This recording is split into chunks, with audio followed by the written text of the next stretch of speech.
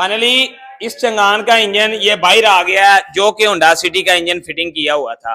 Gear अपना लगाया था, साथ में ये ब्रैकेट लगा के, तो ये गियर साथ में लगाया गया। अभी हमने दोबारा इसका इंजन ये उतार देना है और इसका अपना जेन्युइन ओरिजिनल इंजन और साथ में इसका जेन्युइन ओरिजिनल गियर लगाना है, ताकि गाड़ी की पिक और माइलेज अच्छी रहे।